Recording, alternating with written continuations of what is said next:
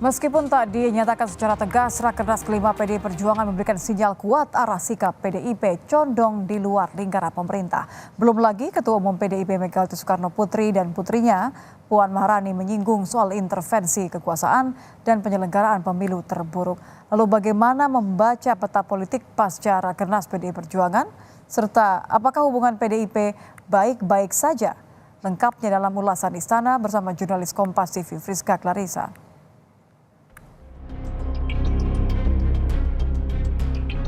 Dengan adanya perilaku kader partai serta melakukan pelanggaran konstitusi dan demokrasi, Rakernas 5 partai menyampaikan permintaan maaf kepada seluruh rakyat Indonesia.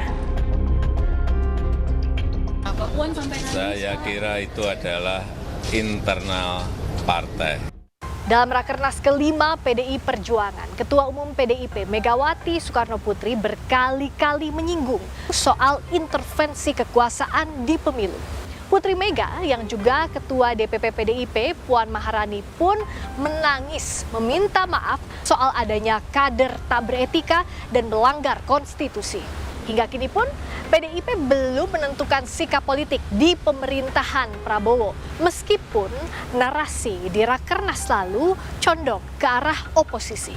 Lantas apakah hubungan antara Presiden Jokowi dan PDIP baik-baik saja? Dan bagaimana pula membaca sikap politik partai berlambang banteng itu? Lengkapnya dalam ulasan Istana bersama saya, Friska Clarissa. Sambil terisak, Ketua DPR yang juga Ketua DPP PDI Perjuangan Puan Maharani sempat menangis saat membacakan rekomendasi PDI Perjuangan pada Rakernas 5 PDIP akhir pekan lalu. Dalam pidatonya, Puan menyampaikan permintaan maaf atas perilaku kader PDIP yang dinilainya menyimpang dari etika politik pada pemilu 2024. Tanpa menyebut nama kader yang dimaksud, Puan melemparkan kritik dan menyebut bahwa perilaku kader itu bertentangan dengan ideologi partai dan melanggar konstitusi. Hubungan dengan adanya perilaku kader partai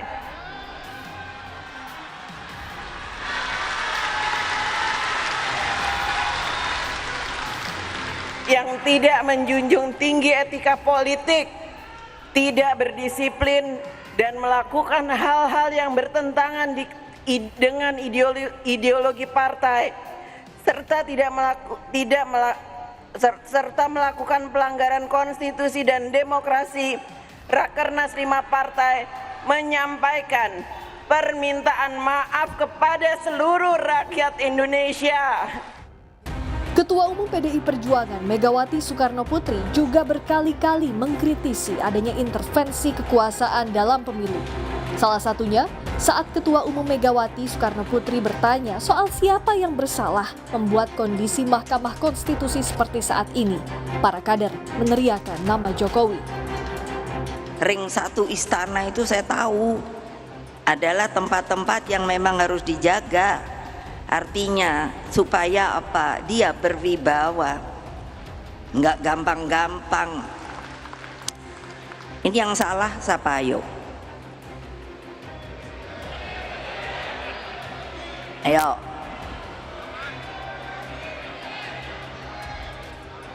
Mbok kalau jadi partai, katanya partai itu kita solid bergerak.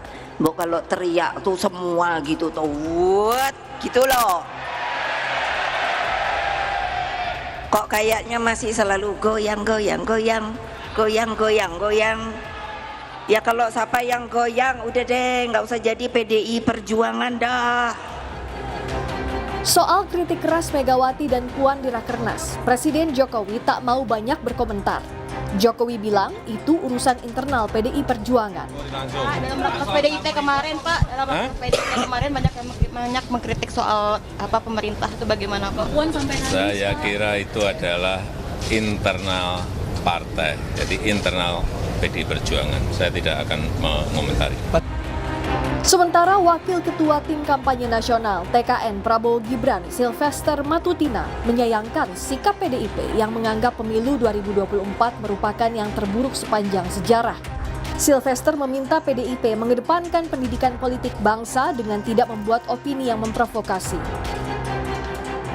Ini fakta ya, jadi jangan membuat opini yang akhirnya mirip seperti provokator, mengadu domba, dan juga sangat kasihan ya. Maksudnya sekelas Ibu Mega juga seorang negarawan, harusnya ibu pemersatu bangsa, kok akhirnya pernyataan-pernyataannya itu seperti orang kala yang sedang kalap gitu loh, dan tidak bisa move on, dan tidak satria gitu loh. Ya, jadi kita melihat pernyataan ini seperti, ya kalau faktor usia sih memang mungkin Bu Mega lagi lucu-lucunya ya, kata kalau orang-orang di TikTok itu ya. Meskipun belum ditentukan secara gamblang soal sikap politik PDIP dalam Rakernas kelima, namun narasi yang disampaikan condong di luar lingkaran pemerintahan. Termasuk Ketua Umum PDI Perjuangan Megawati Soekarno Putri menyebut demokrasi memerlukan kontrol dan penyeimbang. Jika melihat hasil perolehan kursi di DPR RI 2024 hingga 2029, Koalisi Indonesia Maju berpeluang mendapatkan tambahan kursi dari PKB dan Nasdem. Jika ditotal, kemungkinan Koalisi Indonesia Maju yang terdiri dari Golkar, Gerindra, PAN, Demokrat, Nasdem, dan PKB akan mendapatkan 417 kursi atau 71%.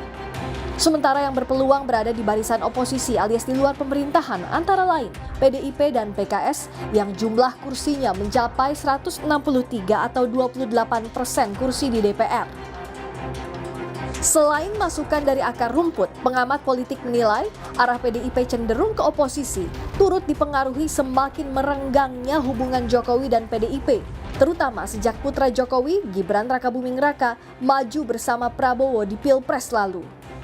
Bicara soal tadi masukan dari akar rumput, tampaknya suasana kebatinan di Rakernas ini sudah mengarah ke sana di luar pemerintahan. Apakah jadi latar belakang utamanya bukan semata-mata karena PDIP bukan pemenang Pilpres meskipun pemenang Pileg, tapi karena ada hubungan yang semakin ketara renggangnya dengan Pak Presiden Jokowi.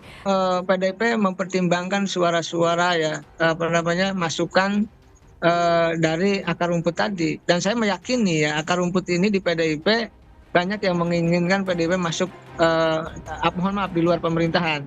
Berbeda dengan elit-elit yang sudah nyaman. Ya, elit yang sudah nyaman di PDIP tentu ingin masuk pemerintahan. Agar apa?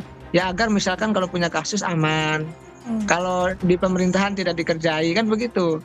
Nah yang kedua, pertimbangannya saya melihat ya bahwa bisa jadi bahwa PDIP hari ini tidak nyaman dengan Pak Jokowi, dan kita sama-sama tahu juga dan sama-sama paham bahwa Pak Jokowi ya kita menitipkan Gibran sebagai ketika itu cawapres dan sekarang sudah terpilih sebagai wakil presiden yang akan dilantik bersama Pak Prabowo. Jadi kalau posisinya mendukung Prabowo Gibran itu tidak mungkin gitu loh. Maka pilihan menjadi oposisi akan lebih besar. Peran di dalam maupun di luar pemerintahan jadi opsi untuk menjaga sehatnya demokrasi. Yang jelas, oposisi tak boleh sekadar kritik tanpa isi, harus objektif dan jadi saluran suara masyarakat. Begitupun yang berada di dalam pemerintahan tak boleh menganggap semua kritik sebagai ancaman dan gangguan.